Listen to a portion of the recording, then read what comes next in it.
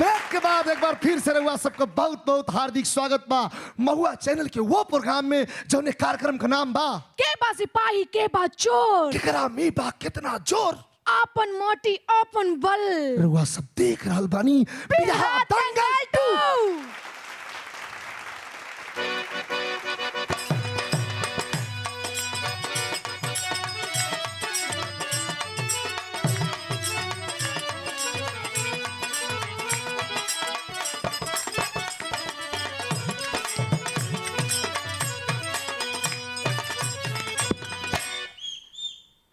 हाँ तो साथियों, आज इस महुआ चैनल के बिरहा दंगल भाग 2 में मैं गायिका नीलम सिंह एंड पूरी पार्टी की ओर से आज के हमारे सामने कुर्सी पे बैठे हुए बागी घराना के जज साहब के नमन करत हई और साथ साथ में हमारे विद्रोही घराना के आप सामने जज साहब बैठल हई उनके गोड़ लागत हई और साथ साथ में हमारे इस बिरहा जगत के आप गुरुजी प्यारेलाल कवि जी उनको नमस्कार प्रणाम करती हूँ और साथ साथ में आज के मुख्य अतिथि के रूप में महोदय आप माननीय महोदय भोजपुरी के सम्राट कलाकार आप गोपाल राय जी आप सामने कुर्सी पे बैठे हुए मैं उनके सामने नमस्कार प्रणाम करती हूँ। साथ साथ में मैं जितने बिरहा महुआ चैनल के दर्शक लोग देखत हुए कार्यक्रम के आनंद उठावत हुए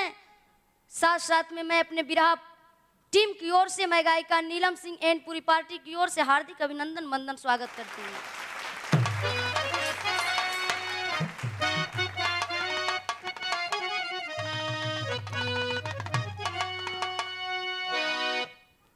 आप लोग के बीच में एक करुण रस के बिरहा प्रस्तुति करे जाती कि दुनिया के मालिक किसी जिंदगी को भले मौत दे दो गरीबी न देना बिछी हो बहारे जहां हर खुशी की वहां गम भरी बदनसीबी न देना दुनिया के दुख पे दुखी होने वाला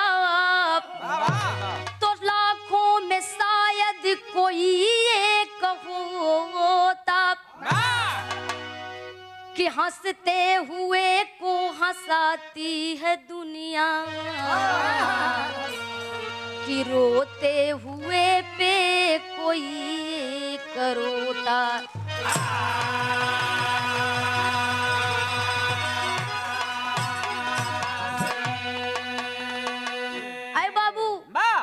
मालिक कहा जाता है कि इस धरती पे सबको सब कुछ देना लेकिन किसी को गरीबी मत देना।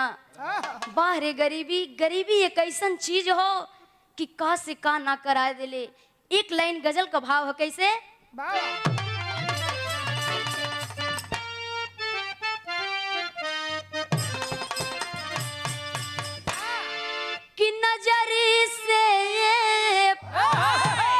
कि नजरी से इशारा नजर कर गई नजर से इशारा नजर कर गई नजर से इशारा नजर कर गई। तो कितने मजनू को घर से बेघर कर गई नजर से इशारा नजर कर गई। कवि जी कितना सुंदर भाव लिखलन का लिखलन कि कब लागे ये जिंदगी जहर की तरह कब लागे ये जिंदगी जहर के तरह।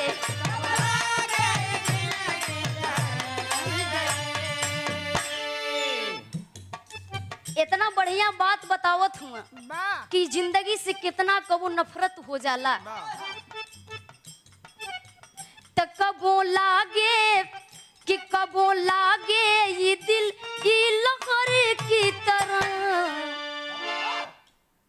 कितना बढ़िया बात लिखलन कि जिंदगी से कितना नफरत इंसान की हो जाला अपने आप से नफरत हो जाला लोग अपने आप से घृणा करे लगलन। नजम का लाइन है कैसे मास्टर?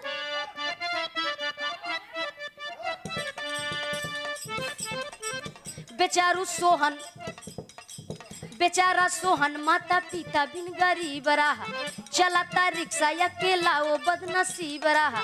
मदद कर गांव वाले सावित्री से ब्याह किए, लगे बिताने दोनों जिंदगी उछाह लिए। ऐ बाबू आखिरकार बतावल गईल कि बेचारा सोहन नाम का लड़का गरीब परिवार से ताल्लुकात रखता था। आखिरकार धीरे धीरे जब सयान भइल, गांव के लोग मिल करके एक सावित्री नाम की लड़की से शादी कर दिलन। आज जब शादी हो गयल, धीरे धीरे कुछ दिन बीतल, गोदी में 2 बेटी बेटा पैदा हुए, एक बेटी और दूसरा बेटा। आखिरकार सोचे लगलन सोहन कि हमरे जीवन का उपाय कैसे होई। आखिरकार रिक्शा चलावे के काम करे लगलन।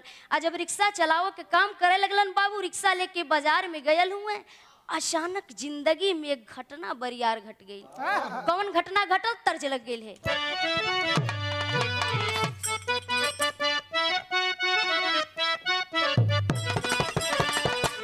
उहे गीत हो, कौनो दुल्हन अपने पति से बताओ थे का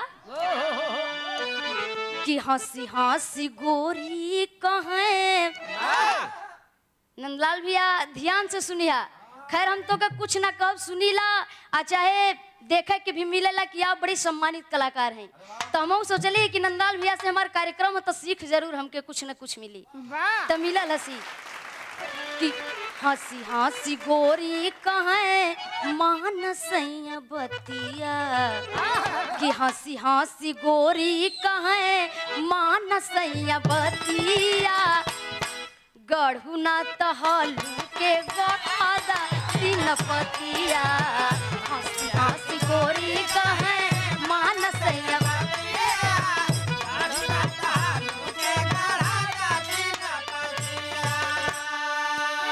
आए बाबू आखिरकार रिक्शा लेके बाजार में चलल हूँ सोहन। आ जब बाजार में गईलन तब भइल का कि रिक्शा लेके सोहन गयल रहल बजरिया, कि रिक्शा लेके सोहन गयल रहल बजरिया।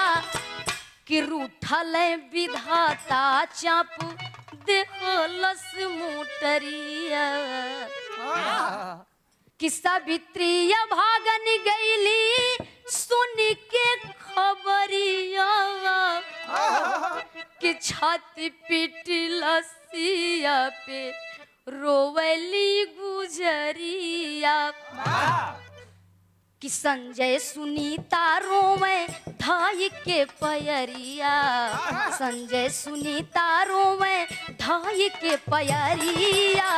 रूठल विधाता चापू देहलस मोटरिया। आए बाबू आखिरकार बाजार में गयल हुआ, मालिक की मंजूर ना भयल। अचानक एक घटना घट जाती है। कौन सी घटना घटी? तो एक्सीडेंट हो गया सोहन का। जब इस बात को सुनती है बाबू सावित्री, सोहन की पत्नी, जा करके छाती पीट पीट करके लाश के ऊपर गिर करके रो रही है। बाहरी मालिक यह दिन देखौला। आखिरकार यही रो रो करके तड़प करके बिलक करके रोती है। आखिरकार दोनों बचवा अपने माई के अब लाश पर गिर के बाबू रोवत हुआ, माई के पैर पकड़ के का रोवत हुआ। संजय सुनीता बिरहा शैली से भाव मिलल।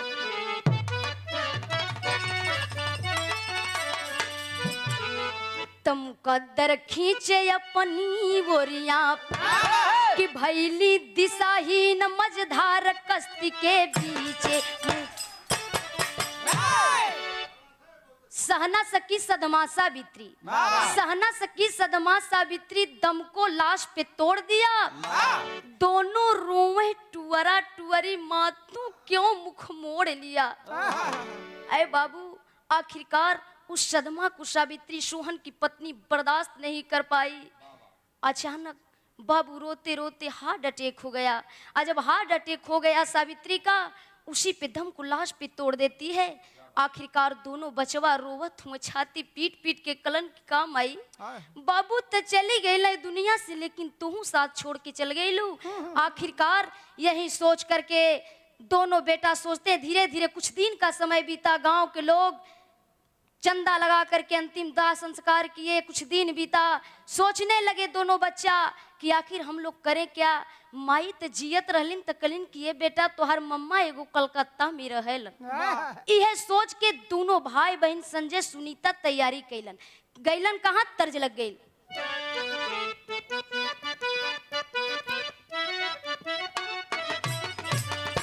बड़े पुरान गीत है, लेकिन गीतिया से बढ़िया फर्ज सुना, तर्ज ले बढ़िया फर्ज लिख ले वो कभी कि दुनिया में कमनो ना आधार बन के दुनिया में, कि कलकत्ता में मम्मा हमार बन के दुनिया, हमार बन के दुनिया में कब तक रहल जाई भार बन के दुनिया में, कब तक रहल जाई भार बन के दुनिया में। कि योजना बना के दोनों धैल ट्रेनवा, कि कलकत्ता के भीड़िया में छूटल बीरनवा। आए बाबू, आखिरकार योजना बना करके ट्रेन को दोनों भाई बहन पकड़ लेनन। आज जब गईलन कलकत्ता बाजार में, कलकत्ता शहर में गईलन, इतना भीड़ थी बाबू कि छूट गया साथ। सुनीता से साथ संजय भाई का छूट गया। सुनीता रो रही है कि मैं जाऊं तो कहाँ जाऊं, मेरा इस दुनिया में कोई नहीं है। आखिरकार तब तक से हुआ का पहपट से भाव मिलल, कैसे। तकौने भेसे में मिल जाई है भगवान ज्ञान के बाप, के करे पर होखी में हर बान ज्ञान के बाप।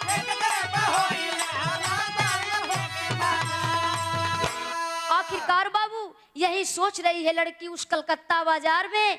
आज जब सोचा थे बाबू, तब तक से वही कलकत्ता के वासी निवासी धर्मवीर दोनों परानी आयल हुए। लड़की रोवत थी, सोचत थी कि जाई कहाँ।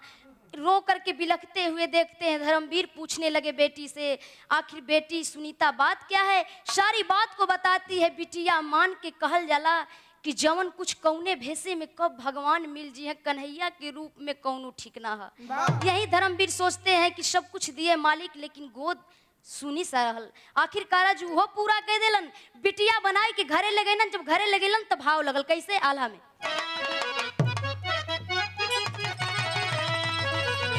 कि एक सनताना बिना सुनी रहल गोदिया बाबू, सुनीता के अपन बेटी ले हलई कुमान, पढ़ावे लिखावे लगले बढ़ली उमरिया पंचो। धीरे धीरे सुनीता जब भइली सयान। आखिरकार बाबू इधर धीरे धीरे सुनीता बढ़े लगलिन, सयान भइलिन। जब धर्मवीर सोचे लगलन कि बिटिया हमारा सयान हो गईली, शादी तय हो गई। आखिरकार बाबू बिरहा में नतीजा निकला कि हमारे शादी वही तय होती है। आप लोग के इस बिरहा के अंदर प्रमाण मिलेगा। कहाँ शादी तय भइल, द्वार पर बारात आइल हुए। बाराती सभी आइलन, दुल्हन बनकर के ससुराल में चली गई सुनीता। आज जब ससुराल में गईली तो मुलाकात कैसे भयल। सुहाग रात के दिन सेज पर एक तरफ पति और एक तरफ पत्नी है। दोनों तरफ आमने सामने बैठे हैं पति पत्नी। उस समय की बात है, खड़ी में कैसे।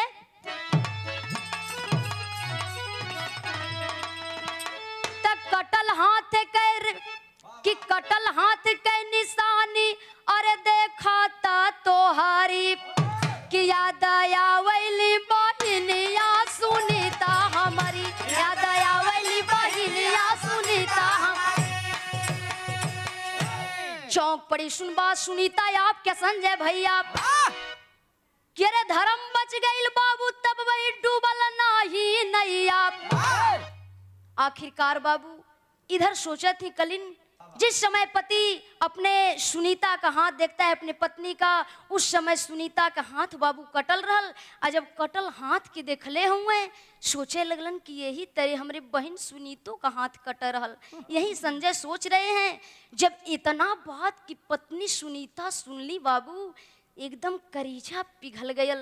आ जब कलेजा पिघल गयल आँख से झरझर झरझर नीर बरसे लगल। आ जब नीर बरसत है बाबू ओ समय यही बोल पड़ी, क्या आप संजय भैया हैं? मेरे भैया या फयाद इस रूप में हमारे सामने आप खड़े हैं। इतना बात जिस समय सुनते हैं बाबू दोनों भाई बहन का मिलन हो जाता है। बाहरे कवि की लेखनी एजे से बिरहा का समाप्ति भइल। का नाम है कैसे? गुरु बिहारी गुरुपत्तू जी हुए स्वर्ग के वासी। अरे ज्ञानी छह बर रहिया जो है, अरे बसे नगरिया काशी।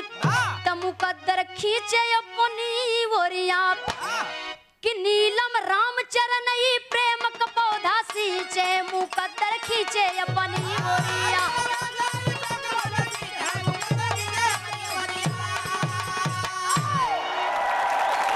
रउआ सब सुन रहल बानी, आशीर्वाद दे रहल बानी। बागी घराना के कलाकार भाई नंदलाल रवि जी के हम मंच से बुलाई, रउआ सबके जज साहब के सामने पेश करी। एकरा पहले ब्रेक तो जरूरी बनानी बा तो ले लियल जा। हाँ हाँ छोटी मुखी ब्रेक।